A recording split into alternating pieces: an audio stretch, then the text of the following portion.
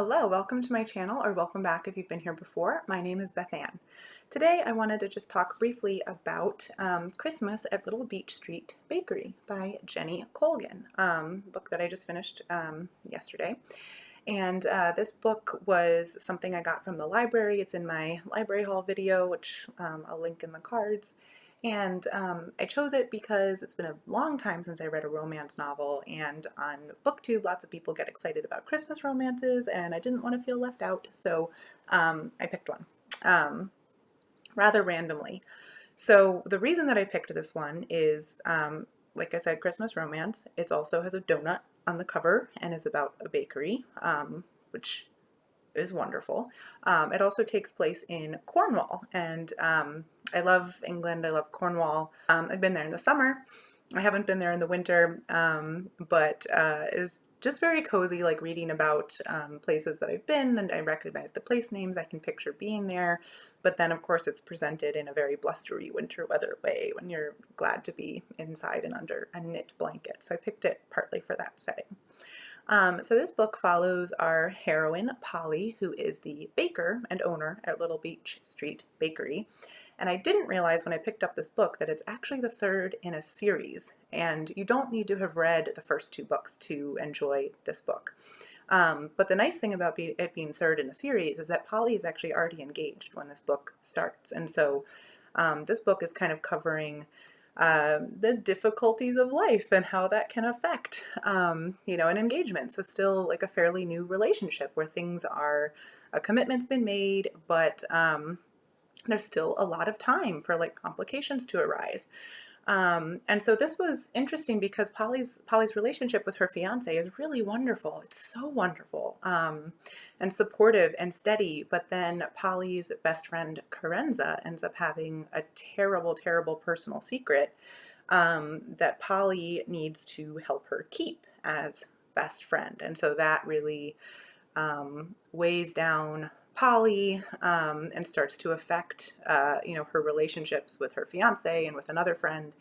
And then Polly is also wrestling with some things from her past that affect her ability to commit to her future. So, for example, she was raised by a single mother. She never knew her father. And so her fiance is starting to ask her, when is the wedding going to be? And right, we're planning on kids. When are we going to have the first kid? And Polly is freaking out a little bit because those are things that are new for her and are scary. And so the book is really cute because it just covers those things in a very real way, the tension that can arise between being a really, really good friend to somebody very close to you, even when it means keeping something from your partner. And then dealing with, family history and how that can rear its head in ways you didn't really expect when you're planning your future. So all of that was handled really well and really realistically in this book. There's a little bit of kind of the classic romance, trope of, they don't quite understand each other because some wires get crossed occasionally in communication, but it's not overdone in this book like I think it often can be overdone in romance. It was just very realistic and it was resolved well. I did really enjoy this book, but I actually ended up only giving it 3.5 stars, which on Goodreads will round up to 4 stars, but 3.5 stars for me. And so the reasons why, there are two things that did drive me a little bit crazy about this book. So the first is that 90% of the book is told from one point of view, maybe more, maybe like 95% of the book is told from the point of view of Polly, the heroine. But the author, kind of annoyingly, would occasionally just put in like a paragraph from the fiance's point of view. And it was a little bit jarring of just, usually you either just have the one point of view or you're switching it up more frequently and evening it out a little bit. And so we would just get like these quick snippets, but without kind of a break to readjust where the reader's brain is of like what the fiance was thinking of in that same moment. And so that was a little bit jarring for me and just not what I think of as super high quality writing. And then the other thing that's really annoying is one of the best friends of Polly and her fiance is the husband of the friend Carenza I mentioned, who ends up having a deep, terrible secret that Polly needs to keep that causes a lot of kind of tension for her. So Carenza's husband, Ruben, is just awful. He's one of the main characters. He provides a lot of dialogue. He's in the story in most scenes. I mean, he's around, and he is awful in every single scene. And that's part of his character. He's like written as like this brash, overbearing kind of guy, but who actually has a heart of gold and who's funny, and everybody actually loves him, even though occasionally he can be too much. But the author just tells us that. She doesn't show us. And so every scene where he actually appears, he's being awful. And we don't actually see him being any of these other things. So we're told to love him, but we're not actually given any material to love him for, if that makes sense. So that drove me crazy. So those are the two things that made me not rate this book more highly.